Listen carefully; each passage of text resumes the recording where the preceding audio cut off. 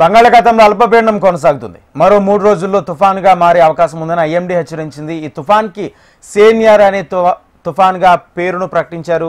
అధికారులు నామకరణం చేశారు. అయితే ఈ నెల 28 నుంచి డిసెంబర్ 1 వరకు ఏపీలోని పలు జిల్లాల్లో మోస్తారు వర్షాలు కురుస్తాయని, ఇవాళ రేపు నెల్లూరు, కడప, చిత్తూరు, తిరుపతి జిల్లాల్లో తేలికపాటి వర్షాలు కురుస్తాయని వాతావరణ శాఖ అధికారులు తెలిపారు.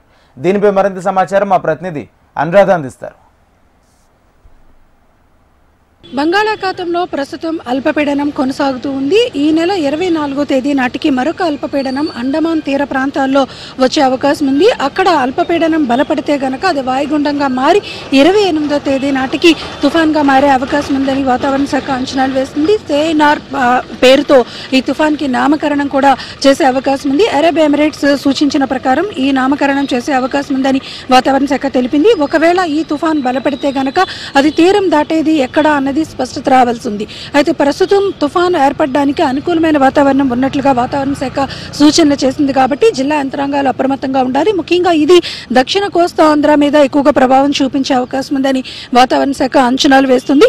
ఇప్పటికే ఏర్పడిన అల్పపీడనం దక్షిణ కోస్తా ఆంధ్ర మీద ఎక్కువగా ప్రభావం చూపించే అవకాశం ఉందని కూడా అంచనా వేస్తున్నారు. ఈ రెండు అల్పపీడనాల ప్రభావంతో ఇటు చిత్తూరు, నెల్లూరు, తిరుపతి, కడప ఈ ప్రాంతాల్లో భారీ నుంచి మోస్తరు వర్షాలు, మిగిలిన చోట్ల మోస్తరు నుంచి తేలికపాటి వర్షాలు కురిసే అవకాశం ఉందని వాతావరణ శాఖ అంచనాలు వేస్తుంది. ప్రస్తుతం బంగాళాఖాతంలో కొనసాగుతున్న అల్పపీడనాల ప్రభావంతో చలి తీవ్రత కూడా తగ్గింది. ఉష్ణోగ్రతలు కూడా క్రమంగా పెరుగుతూ ఉన్నాయి. మొన్నటి వరకు కూడా చూసుకుంటే కనిష్ట ఉష్ణోగ్రతలు ఏజెన్సీ ప్రాంతాల్లో సింగిల్ డిజిట్ ఉష్ణోగ్రతలు నమోదయ్యాయి. కానీ ప్రస్తుతం వాతావరణ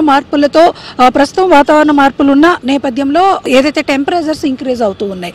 ప్రస్తుతం చూసుకుంటే గనక అల్లూరి జిల్లాతో పాటు ఏజెన్సీ ప్రాంతాలన్నింటిలోని కూడా అరకు, మినుమలూరు, పాడేరు ఈ ప్రాంతాలన్నింటిలోని కూడా ఇటీవల కాలంలో సింగిల్ డిజిట్స్కి వచ్చిన టెంపరేచర్స్ ఇప్పుడు ప్రస్తుతం 13-14 డిగ్రీలకి మళ్ళీ పెరిగాయి. వాతావరణంలో కూడా మార్పులు కనిపిస్తున్నాయి. పొగమంచు కూడా తగ్గింది. ప్రస్తుతం కొంత డ్రై వాతావరణం అయితే ఉంది.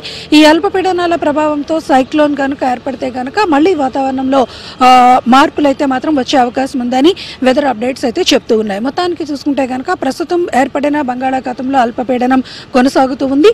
ఈ నెల 24 తర్వాత ఏదైతే అండమాన్ తీర ప్రాంతాల్లో మరో అల్పపీడనం ఏర్పడే అవకాశం ఉంది. కాబట్టి వీటిలన్నింటి వాతావరణంతో ఏపీలో వారం రోజుల్లో దాదాపుగా తేలిక నుంచి మోస్తరు వర్షాలు అయితే మాత్రం కురిసే అవకాశం ఉందని వాతావరణ శాఖ అప్డేట్ చేస్తుంది.